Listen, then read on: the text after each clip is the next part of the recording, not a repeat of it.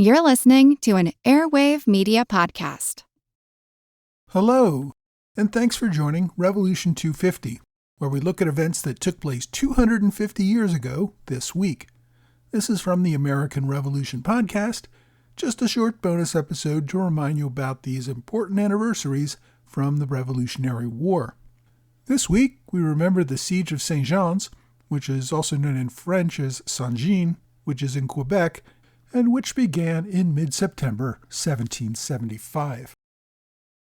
The siege of the British fort at St. John's began in the third week of September 1775. Continental forces under General Philip Schuyler had brought an army up from Fort Ticonderoga in New York, hoping to capture the British in Quebec and bring that colony into the Revolution on the Patriot side. The first step was capturing the British fort at St. John's. The fort sat on the Richelieu River between the northern end of Lake Champlain and Montreal. The Americans had already attempted to storm the fort earlier in the month, but had failed. After that unsuccessful attempt, Schuyler ended up returning to Ticonderoga, leaving his second-in-command, General Richard Montgomery, to command the Patriot Army. Now, after that failed night attack, which took place on September 10th, the men refused to try a second one. Initially, the Americans had attacked with about 1,000 men. The fort garrison had about 200 British regulars and another 100 Indian allies. But the fort itself was pretty well defended, had good walls, and even a larger force could not take it easily. Now, the Americans first pulled back to their base at Ile-aux-Noix, and fighting paused for a few days due to some intense thunderstorms. Now, during this time, though, the Americans received reinforcements, including the Green Mountain Boys, who were serving under Colonel Seth Warner.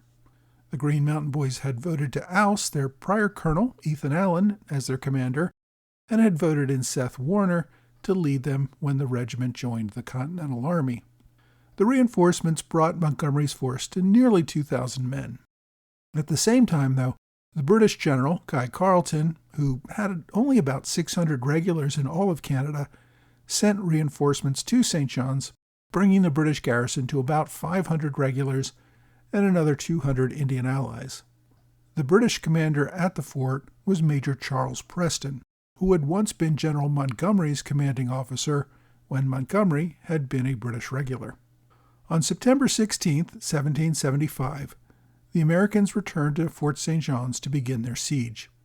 2 days later, on the 18th, Montgomery deployed his main forces on the south side of the fort while sending a smaller force of 134 men under Major John Brown to the north of the fort to block any retreat and also to prevent any supplies from reaching the fort. Brown's men almost immediately discovered a supply train of 8 wagons about to enter the fort, and they attacked them. Inside the fort, Major Preston saw his supply train coming under attack and deployed 200 regulars from the fort to save the train. Brown's men were beginning to flee, but they ran into Montgomery. He was leading 500 Continental soldiers toward the sound of the gunfire. Montgomery's force now took the offensive against the 200 regulars, who had to retreat back to the fort. The British had to give up their wagons, but mostly escaped back to the safety of the fort. When Montgomery's men came within range of the fort, it opened up on them with their artillery, forcing the attackers to take cover. Montgomery's forces entrenched all around the fort.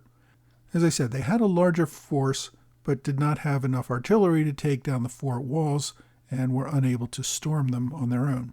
So both sides settled into a waiting game. Preston hoped that General Carleton would raise more Canadians to form a relief force. Montgomery waited for General Schuyler to find more cannons to send to him to take down the fort walls. Now, several cannons would arrive in October, but it was not enough to destroy the fort. So the siege continued for over 6 weeks until early November. The Americans captured a relief force that was being sent to the fort, and after that the British garrison finally surrendered. Still, the siege delayed Montgomery's approach to Quebec for several critical weeks. I hope you've enjoyed this Revolution 250 moment. For more details on the attempted invasion of Quebec in 1775, check out episode 72 of the American Revolution podcast. I also encourage you to subscribe for free on whatever podcast platform you like, or look up our blog at blog.amrevpodcast.com. Thanks again for listening to this Revolution 250 moment on the American Revolution podcast.